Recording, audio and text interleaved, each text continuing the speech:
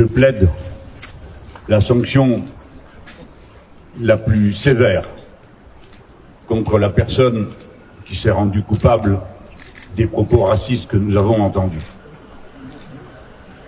Ces propos sont incompatibles avec l'identité de notre patrie commune et le lieu dans lequel cette phrase a été prononcée. Être député du peuple français suppose, et c'est tellement évident, sans même qu'on ait besoin de le vérifier quand on arrive sur ces bancs.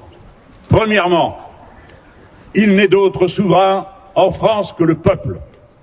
Le peuple est un et indivisible, car tous les êtres humains sont semblables par leurs besoins et donc égaux en droit pour les satisfaire, quelle que soit leur religion, quelle que soit leur couleur de peau, quel que soit leur genre.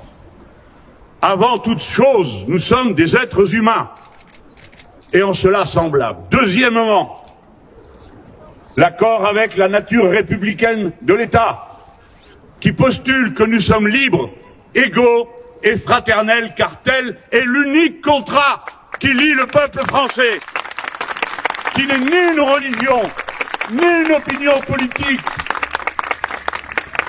Telle est la République, telle est notre humaine condition commune. Dès lors, il faut que la peine soit proportionnée à l'acte. Et la proportion, c'est dehors! Dehors!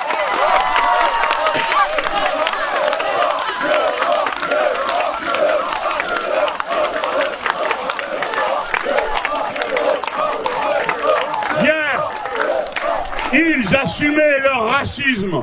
Ils rigolaient dans les couloirs. Ils faisaient des mauvaises plaisanteries. Ils sont ce qu'ils ont toujours été. Des racistes, des fascistes. Et puisque les voici, je veux saluer tous ceux des députés, quelles que soient leurs opinions politiques, même quand nous sommes si durement opposés les uns aux autres, qui à ce moment-là ont validé le pacte des Françaises et des Français, unité du peuple contre les racistes. La France est, comme vous la voyez, de vos propres yeux, diverses, multiples, bigarrées. Et elle est forte pour cela, et pas malgré cela. Elle est forte grâce à cela.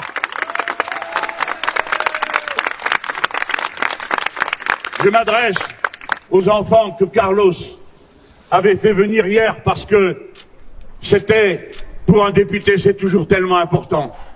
La question d'actualité qu'on pose au gouvernement.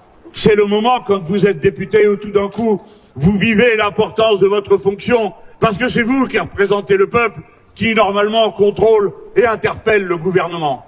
Et Carlos, comme nous l'avons tous été, était tellement fier de ce jour, qui venait dans sa vie, après tant de ces petites victoires qui sont remportées dans le silence du cœur, lorsque le regard imbécile du raciste, lorsque la vindicte de celui qui déduit ou de votre religion, ou de votre couleur de peau, ou de votre genre, la place qui, paraît-il, vous serait assignée par la nature, et qui, dans cette circonstance particulière, dans cette hiérarchie particulière du regard, qui blesse tant, le rabaisse. Alors, lui, monsieur le professeur, car c'est un de nos enseignants, Carlos Martins Biongo, à cet instant, est un très grand homme, comme on est une très grande femme, ou un très grand personnage quand on est investi de la dignité magnifique de représenter le peuple tout entier, mais en plus, la victoire sur ses souffrances, du regard insultant des autres. Et c'est à ce moment-là que les enfants qu'il avait invités eux-mêmes ont senti dans leur cœur, eux venant de partout, et surtout d'ici, parce que lui, il n'est pas né en Afrique. Moi, oui, j'y suis né. Et personne ne m'a jamais dit d'y retourner. Alors à ce moment-là, les enfants étaient fiers. Et Carlos a fait son travail de professeur et d'homme, en leur disant, voyez, jeunes gens, persévérez, Travaillez bien, apprenez, progressez, car ici c'est la République française. Et même si c'est pas vrai tous les jours, même si c'est souvent pas vrai, quand on lit liberté, égalité, fraternité, il n'empêche que c'est notre ligne d'horizon. Vague après vague, génération après génération, vous irez tendu vers l'objectif et vous l'atteindrez, peut-être un jour, peut-être une demi-journée, peut-être pour toujours. Mais vous n'y arriverez jamais si vous n'entreprenez pas à chaque instant de tâcher d'y parvenir. Alors Carlos a fait son travail, alors ses enfants, par la fierté qu'ils ressentaient de s'identifier à lui, alors ses enfants étaient plus grands, plus forts. Et ils ont entendu cette parole. Et alors, c'est à eux que je parle. La France, c'est nous. N'écoutez pas cette voix maudite. Et eux se disaient alors quoi?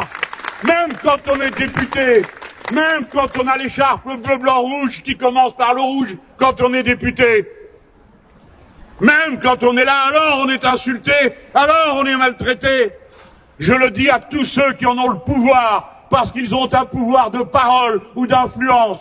Réagissez, protestez, ne vous laissez intimider par rien ni personne. Ce n'est pas la France. La France, elle est dans tous ceux qui récusent le racisme, quelles que soient leurs opinions, encore une fois. N'acceptez pas ces chipotages pendant des heures pour savoir s'il s'est dit qu'il au pluriel ou qu'il au singulier mérite d'être insulté. N'acceptez pas ce relativisme, ce wokisme, comme ils disent, qui consiste à cacher la vérité sous un flot de paroles qui la déguise, qui la masque, qui en atténue la portée et la violence. Françaises, Français, soyez à la hauteur de la dignité de votre patrie. Vive Carlos Martins Bilongo et tous nos compatriotes qui partagent avec lui la ferveur républicaine qui est la sienne.